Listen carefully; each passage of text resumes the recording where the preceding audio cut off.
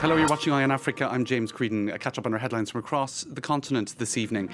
In South Africa, it's another record-breaking day in the COVID-19 catastrophe with over 200 fatalities on Thursday. How are South Africans adapting to daily life against the backdrop of an extended lockdown in the country? New online solutions are emerging to daily needs. We'll take a closer look.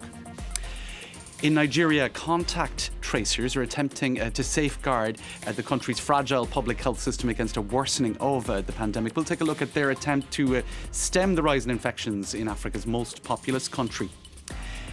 And what is a Spinosaurus? Our reporters in Morocco went to find out more about one of the most bizarre dinosaurs. Fossils of this aquatic dinosaur have been found in the south of the country.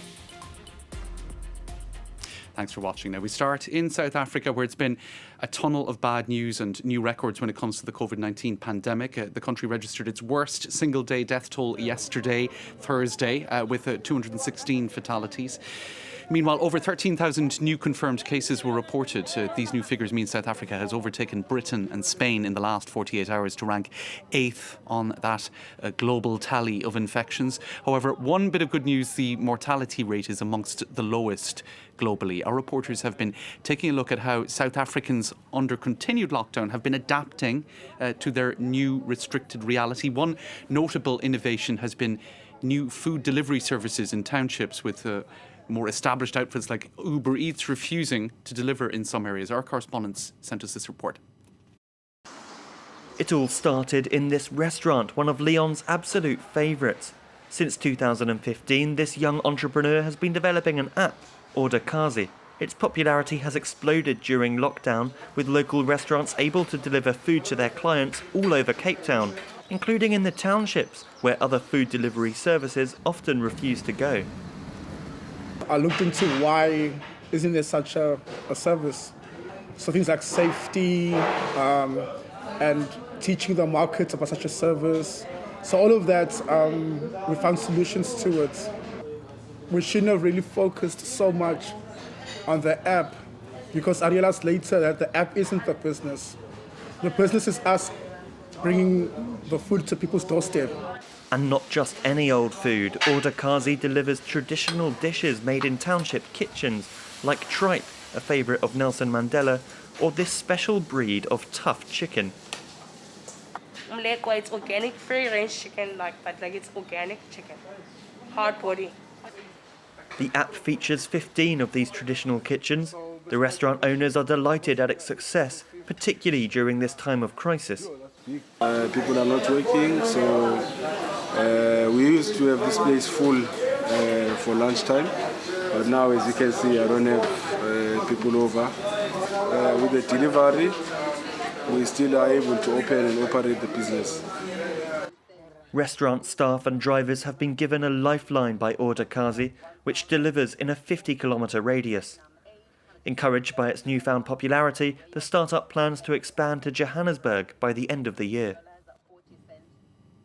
Next to the situation in Nigeria, where the COVID-19 numbers continue to rise, with just under 35,000 cases registered so far and some 770 fatalities. In a bid to contain the contagion, so-called disease hunters have been dispatched. Their job to identify and isolate those who have contracted the virus. Nicolas Germain has more. They are called disease hunters or contact tracers. In Lagos State, they are only 200 for a population of 25 million. Folasade Fadare heads a small team. These tracers face a mammoth task in Africa's most populous nation. They have to find people who they believe came into contact with confirmed coronavirus cases and try to isolate them. At times, even when you have symptoms, the place is filled up. And we are like, please, just stay in your house. We are looking out for symptoms, for place. Once you get space, we'll come and pick you. So we have situations like that. But there is stigma associated with COVID-19, and many Nigerians try to avoid tracers. Some people deny their identity or lie about when they last saw coronavirus patients. In Nigeria, only a quarter of the population has smartphones, so there are no contact tracing apps like those used in South Korea or Singapore. Tracers and doctors like Femi Adewuyi are forced to work long hours. I usually just put a mattress on the floor and come to sleep in the office, then shower and go back to work. Occasionally, like twice a week, freshen up here, change into fresh clothes before I go home. It's been a delicate balance doing my work and also being a family man. To avert an economic crisis, the government began easing restrictions in May. In the streets of Lagos, few people wear masks and social distancing is not easy. Many tracers are worried that Nigerians are not taking the virus seriously enough. Now, a catch up on some other news stories from across the continent. Malians gathered in mosques on Friday to pray for those killed in protests that have shaken the West African country. At least 11 were killed by a police crackdown on protesters last weekend. Further protests scheduled for today were cancelled, but the so-called 5M movement restated its demand that President Ibrahim Boubacar Keïta step down. The opposition alliance is calling for a Republican transition from the current government. The funeral has taken place of Zinzi Mandela in Johannesburg. The youngest daughter of Nelson Mandela passed away in Copenhagen last week at the age of 59. She was acting as South Africa's ambassador to Denmark. Her family said that she had tested positive for coronavirus on the day that she died, although the cause of death has not yet been disclosed.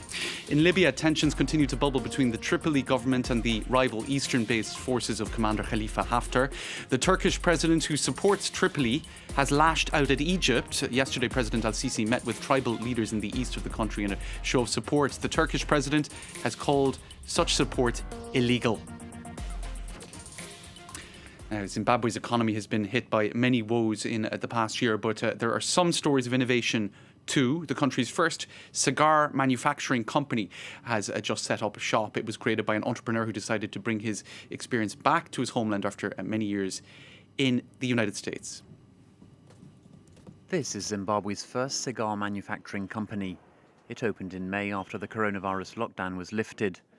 Zimbabwe is the 6th largest tobacco producer in the world, but until now, all of it went into making cigarettes. Shep Mafundikwa founded the company Mosi Oatunya. He worked in the United States for 15 years and noticed how popular cigars were in the US. Last year, he returned to his homeland and decided to embark on this new adventure. We are going to be focusing more on the export market. And already we've got firm interest from South Africa, Angola, Romania, Dubai. One of his advisors is a Dominican cigar rolling master. Apart from him, his 7 other employees are all women in a country where unemployment is rife. I'm not able to help my husband to do the bills, even to help my children to get the education. So it's very interesting to be at Mosi Oatunya. I'm now empowered. Mosi Oatunya is not the only African cigar brand. The Zimbabwean firm will be competing on world markets with companies from Morocco and Mozambique. Now, he definitely looks menacing, with a snout not unlike a crocodile, a fin-like tail. The Spinosaurus could well have been the first aquatic dinosaur on Earth, and by all accounts, he or she would have terrorised the deep waters of southern Morocco back in the day. Fossils of the creature have been discovered by a team of Moroccan, American and European paleontologists. Amongst their discoveries, the Spinosaurus could eat fish up to 6 metres in length. This report by Nina Kowalski, Jean-Marie Lemaire and Josh Vardy. He spent 30 years accumulating prehistoric treasures for the Faculty of Sciences of Casablanca. And this is Professor Sami Zouri's greatest find, dug up on the vast rocky plateau of Kemkem in southeast Morocco. Ça, c'est une épine neurale de vertèbre. The remains of a Spinosaurus, until now considered by the scientific world to be a terrestrial reptile. The paleontologist and an international team of researchers have found evidence that this great Cretaceous predator hunted in water and lived a semi-aquatic life. Tout ça fait que cette queue est un organe un peu spécial qui est différent d'une queue d'animal terrestre et qui ressemble plutôt à une nageoire, un caudal, donc qui est capable d'ondulation latérale qui permet à cet animal de se propulser dans l'eau. This major discovery demonstrated that Morocco has a rich prehistoric heritage, to the point of being considered a paleontologist's paradise. In Souss Massa, Anza Beach still carries the traces of history. On attribue cette empreinte à ce dinosaure-là, qui s'appelle Therizinosaurus. Si on revient 85 millions d'années en arrière, ici, à Anza, il y avait une plage sur laquelle se baladaient des dinosaures carnivores de type théropode. Et ce sont ces dinosaures qui ont laissé plus de 400 empreintes qu'on trouve aujourd'hui, qu'on peut voir aujourd'hui. Morocco is littered with artifacts like dinosaur bones, footprints and early human remains, but there are few resources for research and to stop fossil trafficking. Le Maroc est très riche, c'est un grand musée, et si on laisse ces objets partir, à un certain moment, il ne restera plus rien. Et donc cette richesse que tout le monde vient chercher, il est prisé, va disparaître, et finalement, donc l'intérêt pour le Maroc va disparaître. Scientists are unanimous. Awareness is necessary to preserve this exceptional heritage. All right, that's all for this edition of Eye on Africa. Thanks for watching.